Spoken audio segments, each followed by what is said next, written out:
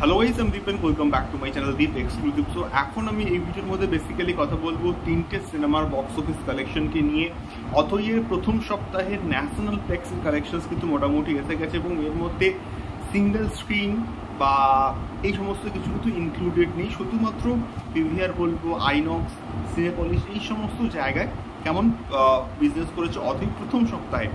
তো প্রথম সপ্তাহের শেষে অথই কিন্তু 16 লক্ষ টাকার কিন্তু কালেকশনস করতে পেরেছে এবং আমি বলবো এটা একটা ভালো কালেকশনস এবং এটা বেসিক্যালি আরবান অডিয়েন্সকে কিন্তু টার্গেট করে তৈরি করা একটা প্রজেক্ট। এবং যেহেতু অন্যান্য দুটো সিনেমা খুব ভালো চলছে, তো সেই জায়গা থেকে দাঁড়িয়ে অথইয়ের এই যে কালেকশনটা 60 lakhs, এটা রিসেন্ট কালেকশনস, খুব খারাপও কিন্তু নয়, আবার খুব ভালো যে কালেকশনস করবো তাও কিন্তু নয়। এটা মোটামুটি ডিসেন্ট কালেকশনস কিন্তু এখন অবধি করছে এবং এটা লম্বা রেসের কিন্তু ঘোরা, অনেকদিন মানুষ কিন্তু এটাকে দেখবে।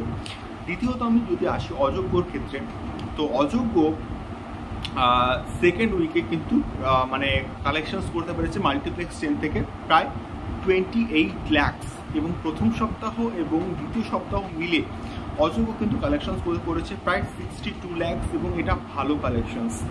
এবং যেহেতু প্রসেনজিৎ এবং ঋতুপর্ণার 50তম ছবি, সেই হিসেবে একটা কিন্তু হাইপ রয়েছে সাধারণ দর্শকের মধ্যে এবং যার ফলে এই কালেকশনটা কিন্তু হয়েছে এবং এই কালেকশনটা এই একটা মানে হোল্ড কিন্তু ধরে রেখেছে অ্যাটলিস্ট, এটাই হচ্ছে মেনলি আমার বলার উদ্দেশ্য। এবং আমি তো অন্যান্য সিঙ্গল স্ক্রিন তো আমি ছেড়েই দিলাম, মানে সিঙ্গল স্ক্রিনও ভালো রেসপন্স, ইভেন নন্দনে, রাধা স্টুডিওতে এগুলোতে তো ভালো রেসপন্স থাকেই, কিন্তু মাল্টিপ্লেক্স চেনেও কিন্তু এই সিনেমাটা ভালো পারফরমেন্স দিচ্ছে এখন অবধি। তৃতীয়ত আমি যদি আসি বুমেরাংয়ের ক্ষেত্রে, বুমেরাং সেকেন্ড উইকে কিন্তু অনেকগুলো শো হারিয়েছে এবং মাল্টিপ্লেক্স চেনে যে কটা শো চলছে এখন অবধি সে কটা শো যদি ধরা যায় তাহলে কিন্তু মাল্টিপ্লেক্স চেনে সেকেন্ড উইকের শেষে কিন্তু বুমেরাং প্রায় 8 lakhs কিন্তু কালেকশনস করতে পেরেছে, যেটাও আমি বলবো যে কটা শো পেয়েছে তার নিরিখে ভালো কালেকশনস, এটা আমি বলতেই বাধ্য হচ্ছি। তার কারণটা হচ্ছে অন্যান্য সিনেমার থেকে এই সিনেমাটার শো সেকেন্ড উইকে কিন্তু অনেকটা কম পেয়েছে। ন্যাশনাল প্লেক্সে যে কটা শো পেয়েছে সেই কটা শোতে ভালো ব্যবসা কিন্তু করেছে, এটা বস মানতেই হবে।